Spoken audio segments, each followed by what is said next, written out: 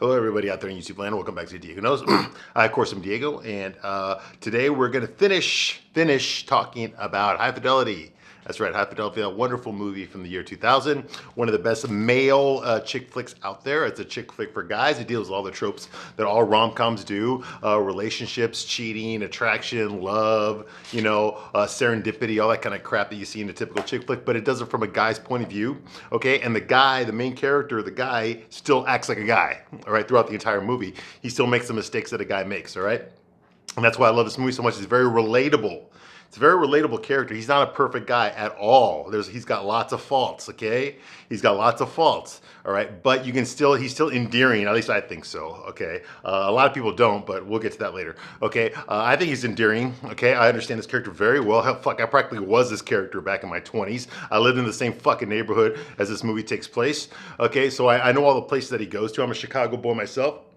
Although this guy is more of a musical nerd, he knows a shitload about music, about records and stuff, about musicians and things like that. But he doesn't know very much about relationships, okay? His relationships keep faltering. That's what the movie's about. His girlfriend dumped him. She dumped him for another guy, he finds out. He's heartbroken about it. He wants to dig up the past, go through all of his ex-relationships to find out why all these girls kept breaking his heart, all right?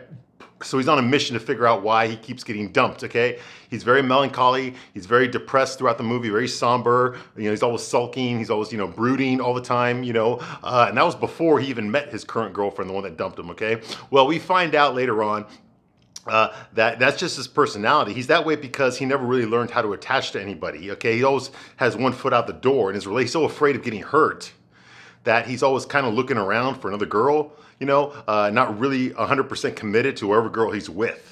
Okay, he'll never go all the way there. He'll never be confident in his relationship, and because of that, he actually causes what he's afraid of. The girls end up cheating on him. All right, his first girlfriend, Allison Ashmore. Okay, he caught her just kissing another guy. Rather than just blow that off, I mean, he was 14 at the time, and so was she. Rather than blow that off and just see that as a learning experience, he turned that into this fucking a traumatizing life event that he carried that pain for something that happened so long ago. He carried that with him for the rest of his fucking dating life.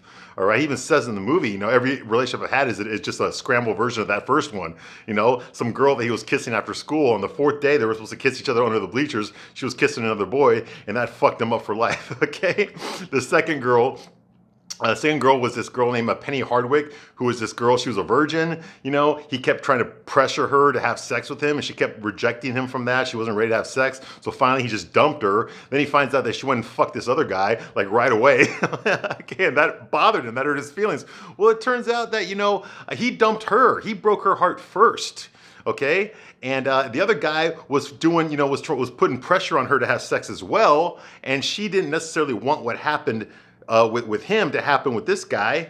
So she gave in and she hated it. She felt like she was raped, even though she, officially did give consent. So it wasn't rape, but because she was so traumatized by this experience, she didn't have sex for like the next 5 years. Okay, throughout all of college, she didn't have sex. Okay, because it was so bad. All right, so he forgave himself for that one too. Okay, I know where you're going with this, but I'll get to that. Okay, then the third one was Charlie, and Charlie was this girl that he fell in love with, Catherine Zeta-Jones. She was this beautiful woman, very popular, very flirtatious, outgoing. She wore the latest styles. She talked a lot of shit. She was always smoking, always partying. Everybody knew her. She was the life of the party. Everybody would stop and listen to what she had to say. Okay, he couldn't believe that he was with this girl. In his mind, this girl was a 10, and he saw himself as like a 5 or a 6. So he had no idea what she saw in him. So he always felt like she was like above him. He carried her groceries. He basically pandered to her, basically licked her asshole, basically. Okay, and then he was always afraid, no matter how many times they had sex, no matter how long they went out. They went out for 2 years. No matter how long they were together, okay, he was always afraid that he wasn't good enough for her. He wasn't a good enough lover, that she was going to leave him for a guy that was better looking, more attractive, more sophisticated, more intelligent, more successful, all these kind of things. And guess what happened? She left him for a guy like that. Okay, he never got over it. That broke his heart completely. This is the girl that really broke him.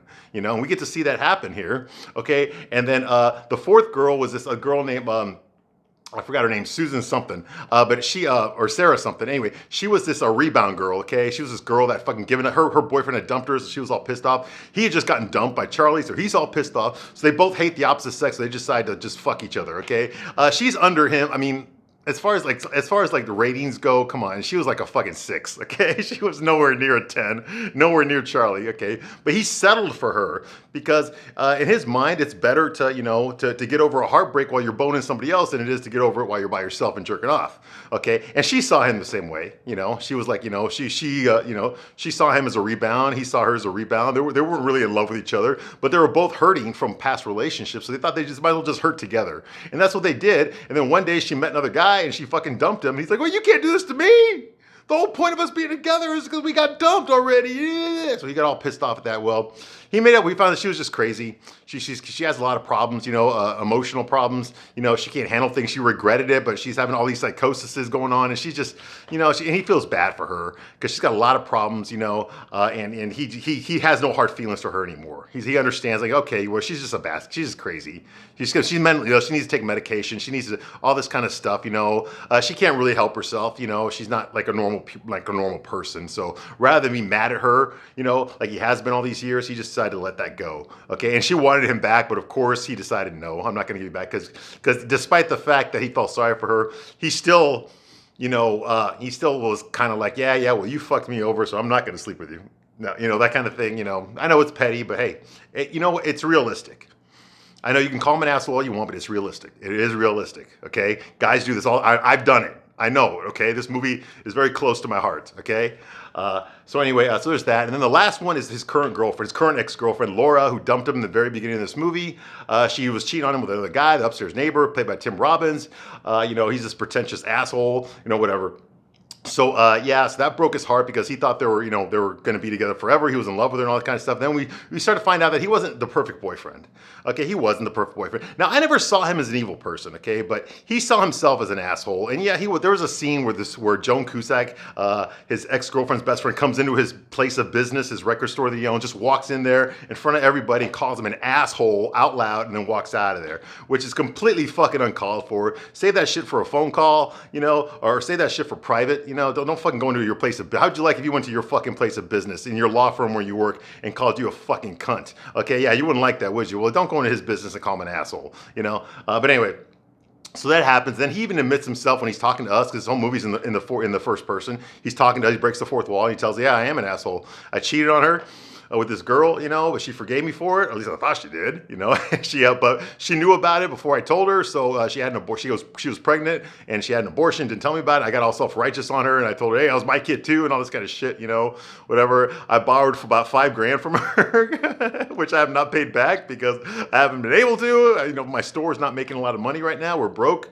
that kind of thing, And yeah, I did mention that I was kind of thinking about like finding another girlfriend and looking around, but she tricked me into saying that, that kind of thing, So yeah, so he's not a perfect boyfriend, okay? He's made a lot of mistakes, but anyway, all that's in the past now. She decided to take him. Her dad died, and she leaned on him for emotional support. I think she needed him to be a man, so she decided to take him back. And of course, because he's been wanting her back this entire time, despite the fact that he was already sleeping with another girl, Marie DeSalle, the singer, okay, played by Lisa Bonet. He was already sleeping with another girl, but he blew off that girl to get back with his ex-girlfriend, the one that was cheating on him, the one that moved out and cheated on him. Well, they get back together. She moves all her stuff back in. They're back together, and she decides that she's going to fix up Rob. Okay, that's his name, Rob Gordon, played by John Cusack. She's going to fix him up and try to get him to grow up. That's the reason she broke up with him in the first place, because he wasn't doing anything with his life.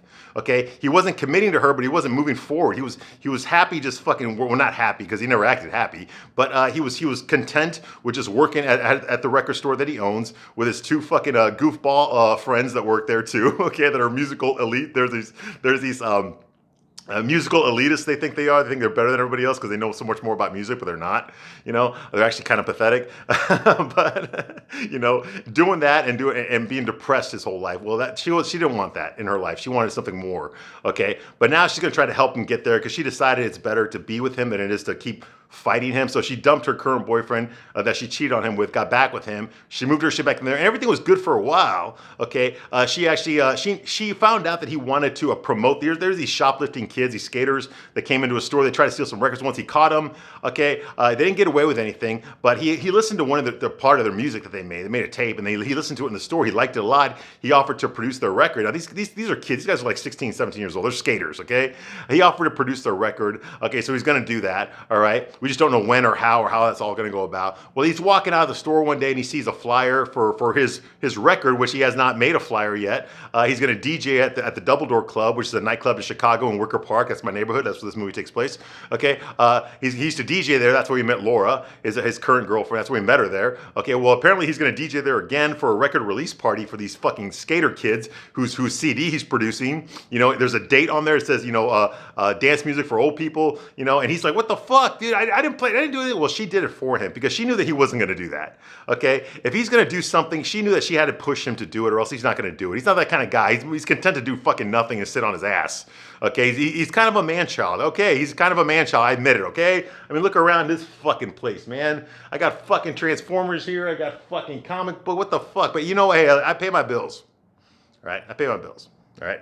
Anyway, so yeah, he's kind of like that. Yeah, I can relate. I can relate. Okay. So he gets up off his ass. He decides he's gonna fucking do something. He finds out that Barry, his employee, the one that's Jack Black, who's always talking shit, he can sing. He just joined a garage band, and he's gonna play at this fucking record release party. He tries to talk him out of it. Like, don't do it. I will pay you the entire fucking front door of this thing, the cover chart. I'll give it all to you. Just don't fucking sing at this thing. And he says like, oh, we're gonna sing. We need the gig. And the name of our band is called Sonic Death Monkey. Yeah. Okay, whatever. Okay, so all that's going on here. Meanwhile, Rob meets a new girl. Ooh, his girlfriend that he's been crying about the entire fucking movie just came back into his life, moved back in with him, took him back, and then he meets another girl. Now, she's a journalist for The Reader. That's a Chicago newspaper. She's a music critic. Okay, so she already knew who he was because she remembers seeing him DJ at that club, the Double Door. Okay, but he tells her, hey, listen, well, I'm producing a CD, you know, I can make you a tape, you know, which is what he does whenever he's flirting with a girl. He offers to make them a tape, okay? I mean, I do that shit too. I mean, I got fucking tapes here. I got all sorts of shit here. Damn. I got fucking tapes. I got fucking tapes too that I fucking made, okay? So I know all about tapes. Look at this one. Shit. Damn. Look at this. See? Because of this movie, I still have my tapes that I made. Look at this thing here, okay? Yeah, I made that for a girl. I made this for an ex-girlfriend. Exactly the way Rob Gordon does in this movie. Headphones and everything. I made this tape. 2 sides. The first song on here is when we first met, and then it goes into our love affair, then it goes into our fucking breakup. Yeah. This is permanent. This is permanent. This is a good 20 years old. Yeah, so don't tell me I was not inspired by this movie, okay? It still breaks my heart to listen to this. It does. And she don't even know. She don't even know. Anyway, this ain't about me. This ain't about me. So anyway, so he offers to make her a tape. Of course, his girlfriend Laura starts getting a little jealous now. She's like, oh, this is the same shit he did when I started dating him, you know? Because remember, he has cheated on her before, but she cheated on him too. So whatever. So he's thinking about it. He flirts with her on the phone. She's trying to interview him, and he's trying to flirt with her and stuff, you know? And he knows that she likes him, and she does like him. Okay, her name is Caroline. She's played by Natasha Gregson Wagner. I already gave you the scoop on her fucking parents, okay? That's a whole other fucking video if you want to know about that, okay? But anyway. I already covered that in the past 2 videos. All right. So anyway, so she's flirting with him. He likes her a lot, but he can kind of tell that Laura's getting a little pissed off. Like all the reasons that she dumped him the last time are starting to come back. And now he's afraid she's going to dump him again. So he has a private meeting with her at a bar. He's drinking. She's on her lunch break. She's in her business suit. And he tells her, he says, I want to marry you. And she's just laughing like, oh my God, come on. Really, Rob? He's like, I'm serious. He goes, you're not the world's safest bet. I mean, you're fucking making tapes for some hot ass fucking journalist already, okay? Some other fucking girl already, okay? You're not exactly the world's safest bet for me to want to get married to right now. Okay, he's like, well, what if I was? Would you marry me? It's like, nah, I don't think so, Rob. Not right now. I don't think so. You know, so she got back with him, but she's not 100% sure. Okay, and he tells her like, well, you know what? Those other girls, okay, they're just fantasies. Okay, they're just fantasies. And when I fantasize about them, okay, you know, everything's perfect. Okay, I don't see all the bullshit that I see with you. Okay, you know, like you leave your underwear, your lingerie, your underwear, you leave it all over the fucking place. Okay, in the fantasy doesn't exist. Okay, because it's not there to exist. It's there just to be a fantasy, but it doesn't deliver. It's not real. Okay, and I want something that's real. Okay, and she says, okay, I think I understand where you go. It's like, and I think, you know, I get tired of thinking about like our relationship. I get tired of thinking about whether you're going to leave me again. I get tired of thinking about who am I going to love? Am I going to get married? Am I going to have kids? You know, am I going to keep dating? I'm tired of thinking about stuff. I don't want to fucking be tired of that. Okay, I'm tired of all that kind of stuff, but I don't get tired of you. Okay, and she said, I think I know where you're going, but I'm not going to marry you. He's like, well, you know, I didn't think about, you know, if you were going to say yes or not. Okay, I just thought that was important that I asked you. She's like, okay, well, you asked, so I appreciate it. Boom. Okay, so he's pretty much decided I'm going to stick with you till the end, okay? Because that's basically what she's doing. And she's actually investing into the relationship again. And she had quit investing right before they broke up. All right. So now it's time for the record release party, which is at the Double Door. That's a nightclub I used to go to. I've always went there to see live bands. It's right across the street from the Flash Taco in Wicker Park, Bucktown, right there on North Avenue, Milwaukee and Damon. If you're from Chicago, you know exactly where that neighborhood is. I think it got shut down when COVID happened, but I used to go there a lot, like in the mid 2000s, because me and my friends, we were all in our 20s and shit. We all worked downtown and stuff, so we used to go out partying and drinking. And a lot of times we went in my neighborhood to get fucked up. So we did. So I'd been there before, all right? So yeah, so we would party there. We would dance there and stuff. And I saw plenty of live bands there and stuff. It was a shithole club, but hey, you know what? It felt like home. It felt like home. It still feels like home. Anyway, so we went to the Double Door. Okay, whatever. They're having their DJ party. Rob's over there DJing his shit. We hear the music that they're playing, which is fucking not memorable, but apparently everybody likes it. Everybody from the movie is there. All the side characters are there. You see, we got what's her name is there. Caroline is there. Natasha Gregson-Wax, she's there. Joan Cusack playing Liz, she's there. The two skater punks. This is their record release party. They're there. They're drinking alcohol, despite the fact that they're both fucking like 16, 17 years old. And Rob even points that out when he goes on the microphone. So like, hey, don't give them any drinks. We'll lose our liquor license. But they're getting fucked up anyway. Okay, so yeah, so a lot of people are there. His employees are there. Dick is there with his girlfriend. Dick is like the somber, quiet beta male guy. Very soft spoken, very reserved. Dick he works for Rob in the record store, Championship Vinyl. He's there with his girlfriend Sarah. That's a Sarah. I'm sorry, it's not Sarah. Anna. Sarah Gilbert plays Anna. Okay, Sarah Gilbert was Darlene on Roseanne. Okay, that's who she is, and now she's on the Connors. Okay, yes, and she looked like a lesbian back then too. Okay, I never thought she was straight, not even once. Okay, so anyway, so that's going on here, okay, and now it's time for him to introduce Jack Black, okay, that's Barry, that's another employee of his, okay, who's a singer. He's afraid, he's scared to death that Barry's gonna ruin this whole party, okay, he's never heard him sing before. He's a musical critic just like he is. He criticizes music, but he's never actually created any music himself, so he's afraid this is gonna ruin everything. Anyway, so he introduces the band. He's like, it is my, please everybody, wait till the song is over before you leave. He actually says that on the mic. Wait till the song's over before you leave. Please, or at least until we're done playing the whole CD. Okay. He says that, okay, and then he introduces them. He's like, okay, it's my pleasure to introduce Sonic Death Monkey, and then he leaves, okay, and he goes to Laura. He's like, oh shit, Laura, what are we gonna do? This is terrible, anyway. And Laura just kisses him to calm him down. And then Jack Black takes the center stage, okay? Jack Black, yeah, he plays Barry, okay? He goes up there, he's like, Laura. He's like, thank you, Rob, for that enthusiastic intro. But we are no longer called Sonic Death Monkey. Nope, we're not. Okay, and you see that Dick and Anna are there. He says, we were on the verge of calling ourselves Kathleen Turner Overdrive. Which I think is a better name. It really is a better name. Kathleen Turner Overdrive. But tonight we are Barry Jive and the Uptown Five. Where the fuck that's supposed to mean? So anyway, so he starts singing, okay? He starts singing Let's Get It On by Marvin Gaye, okay? Yes, a white guy, fat fucking short, chubby fucking Jack Black is singing Let's Get It On by Marvin Gaye. Now, I know in real life he is a singer, okay? He's the lead singer of Tenacious D. Okay, he was that before he was ever even cast in this movie, okay? And he does this hyperbolic, like he's doing karaoke. He's like, let's get it on. Woo! Like, it's just like way out there. Now, I know a lot of people like that. His performance is good, but he just doesn't sound good. I'm sorry, man. I mean, I've heard Tenacious D sing other stuff where he was better. Okay, I saw School of Rock, he was better. Okay, he just looked dumb. I'm sorry, I know it's the highlight of the movie, it's the end of the movie, and everyone's like, oh my God, he's such a good singer.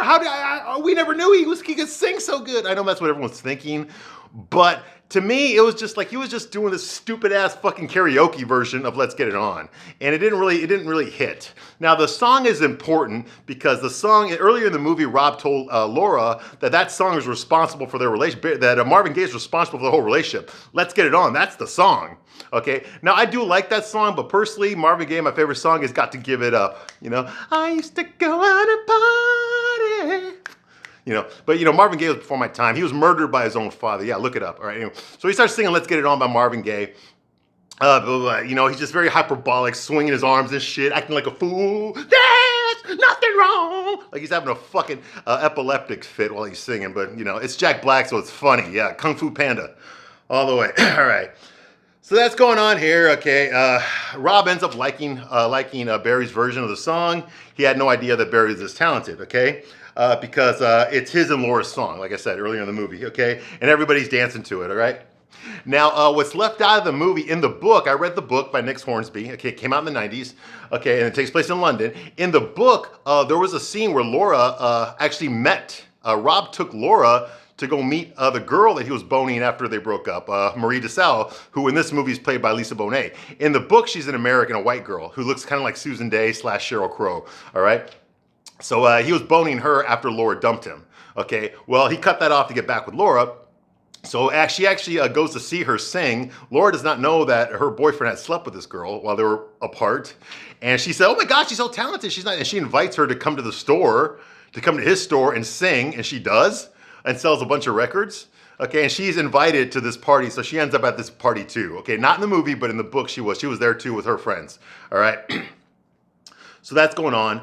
Okay, and one last thing I want to say about Jack Black singing is I think he kind of ruined that song. Let's get it on. I think he ruined it. Yeah, he didn't do a very good job. Okay, but then we see, of course, Rob and Laura make out. All right. Now the very next scene, the last scene of the movie. Okay, damn man, 23 fucking videos. The last scene of the movie is Rob sitting there on his recliner, and he's got his headphones on. He's about to make another tape. Okay, he breaks the fourth wall and he says, "Making of a great compilation tape is like breaking up." Like say for breaking up is hard to do, okay? It takes ages, okay? If the theme is something like that, it's gonna take ages to make a compilation tape like that, okay? Like I made for you. You know who you are, babe. Anyway, he explains how you have to start off with like a killer song to get everybody's attention, and then you got to take it up a notch, but you don't want to blow your wad right away. You don't want to blow your wad right away, okay? And then you got to cool it off a bit, all right? He says there's a lot of rules to this. There's a lot of rules to making this stuff, right? I know. I've done it. I've pretty much done everything in this movie, except I didn't do any of the stalking behavior. Or I never called a girl over and over again from a payphone across the street from the guy's apartment that she was in, that she was fucking behind my back. I never did that, all right? But he did that, all right? So, So he says. So Rob says. He tells us. He says, I've started to make a tape. In my head, for Laura. Stuff that I think that she would like. Okay, stuff that will make her happy. Well, I'm saying, hey, I'm all about that. If you want to make your girlfriend happy, absolutely. Okay, that's what they're there for. Okay, they're there to make you happy. You're there to make them happy. Okay, if you're not doing that, then there's something wrong with the relationship. You got to have that talk. All right, but personally, there's nothing wrong. I know I rag on women a lot in these videos, but there's nothing wrong with making your girlfriend happy. Absolutely. Okay, if he loves this girl, he put up with all that shit, and he still took her back, and she still took him back. So absolutely make it work. Fucking try harder this time. Okay, don't fucking throw it away like you did last time. Work at it this time. That's what relationships are about. Once the attraction wears off, dude, what the fuck you got left? You got each other. If you can't stand each other, then what the fuck are you doing? The looks fade. Fortunes come and go, So yeah, he decided, I'm gonna try to make her happy for a change. Well, I want to say that he was trying to make her happy before. We didn't really see the relationship before they broke up, but I think he was trying to make her happy before. He just didn't know that he needed to do more. He thought doing what he was doing was enough for her, but it wasn't, and she didn't fucking tell him. So anyway, yeah. He says and for the first time, I think I can kind of see how it's done. How it's done to make her happy, And then he puts his headphones on, okay? And we start hearing a song called I Believe When I Fall in Love, It Will Be Forever. And that song is by Art Garfunkel, okay? It came out in the 70s.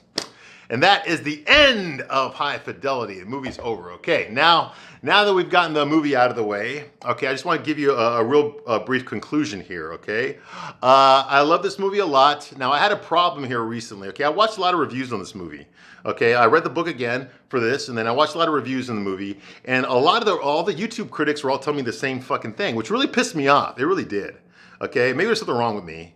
There's a lot of stuff that this movie opened my eyes to, not just about the movie again, but it's been a long time since I've seen it, but about myself. Okay, a lot of the YouTube critics that I watched that were reviewing this movie told me that Rob, the main character, John Cusack's character, was an asshole. The movie's about an asshole. And they pretty much all said that. And I say no. I don't think Rob was an asshole. Okay, and I know what you're doing. You're looking at me, oh, that means because you're an asshole too. Well, I think he engaged in some asshole behavior, but that doesn't necessarily make him an asshole. Okay, if he's an asshole, then you got to fucking call Carrie Bradshaw in Sex City. You got to call her an asshole too. Okay, because she made a lot of fuck up things to people too. Okay, but she an asshole? No, she's not. She's done some fucked up things, but we all have.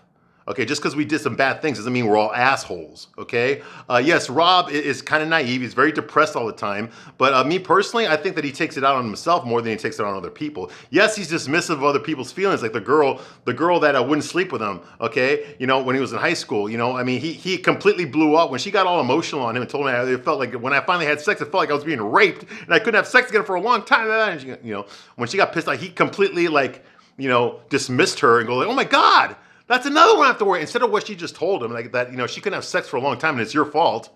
He just dismissed that and goes, oh my God, that's another one I have to worry about. I should have done this years ago. You know, see what I mean? So I know he's an ass. He's done some asshole behaviors. Yeah, I see he cheated on his girlfriend. Okay, but you know, but his girlfriend had an abortion because of it. He didn't know, but I'm not saying that's an excuse because he didn't know she was pregnant.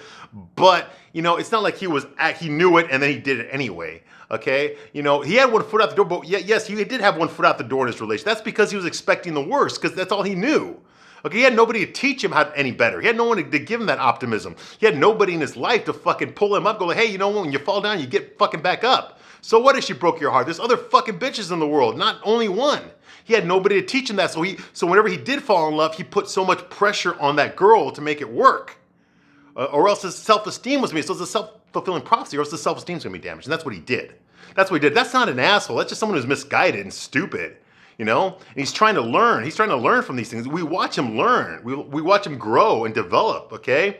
You know, he cries about his girlfriend, and throughout the course we found, well, he wasn't that good of a boyfriend. He was faithful to her. Well, no, okay, he wasn't really faithful to her, but he loved her. He was in love with her. He just didn't know how to commit completely to her because he was scared. Not because he was being an asshole. He was just scared.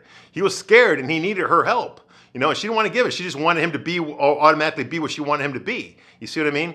Okay. Now, did he sit on his ass? Of course he did. I mean, I don't agree with a lot of stuff he did. He should have paid her back the money. He should have worked out a payment plan for her. You know, he shouldn't have fucked around on her for another girl. Okay. He should have broke up with her and then fucked around and then come back to her when he realized it wasn't better. I mean, you know, that kind of thing. You know, he made a lot of mistakes. Okay. He dated that girl that was beneath him because he was lonely. Okay. Which means that he was setting her up to get hurt. He ended up getting hurt instead. But, you know, the bottom line is his intentions were not pure. Okay. The whole thing with Charlie, you know, he put her on a pedestal. No one told him to do that. He put her on a pedestal. And because he did, she was unattracted to him now.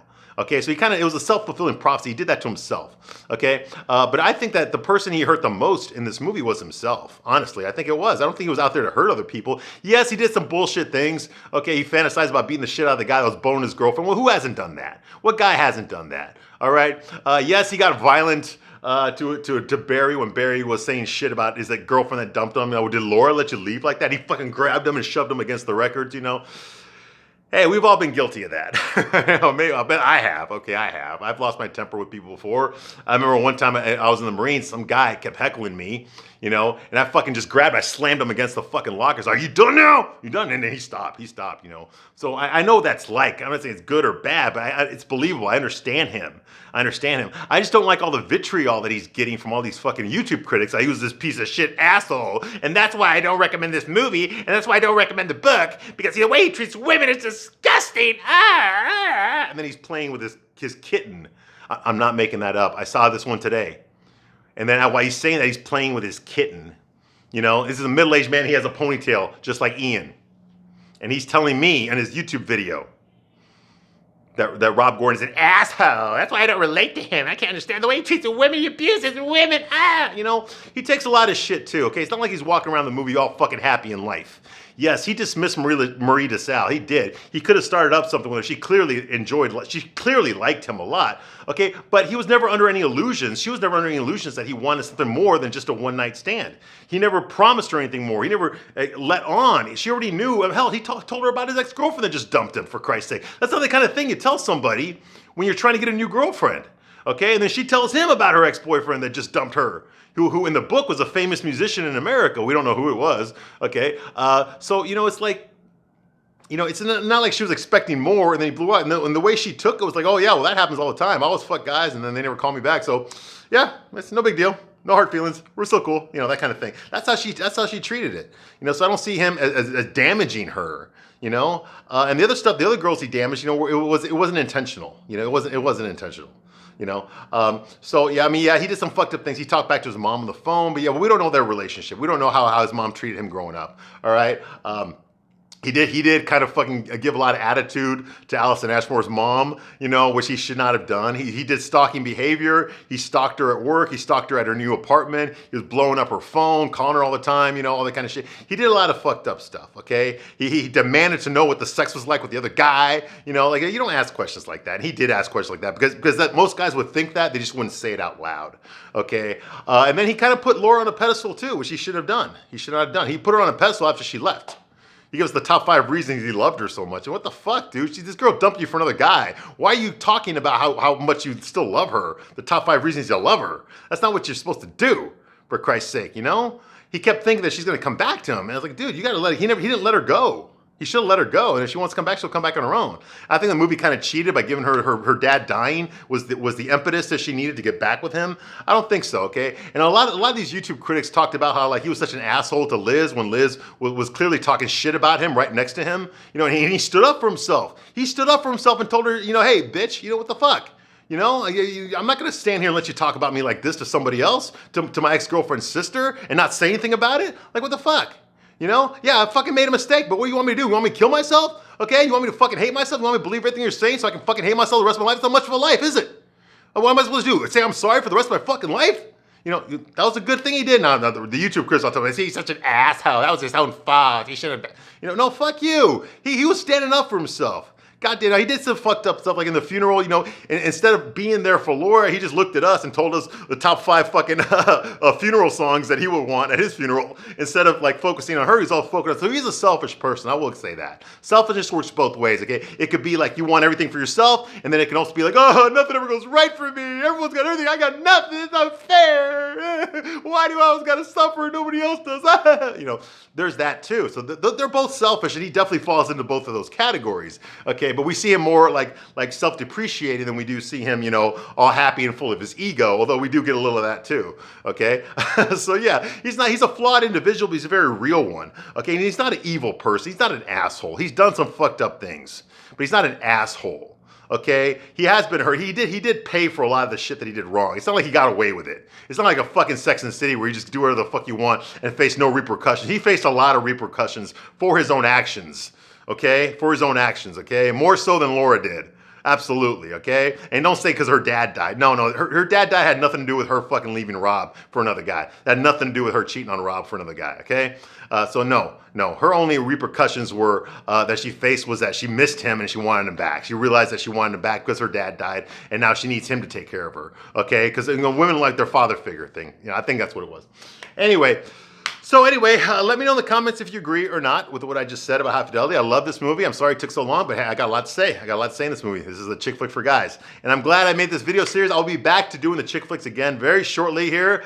I think the next chick flick I'm going to destroy will be Breakfast at Tiffany's. I think it's time to go old school. All right? Breakfast at Tiffany's will be the next one. Anyway, I thank you very much for going on this journey with me here to High Fidelity, and I will see you soon on the next one. Goodbye.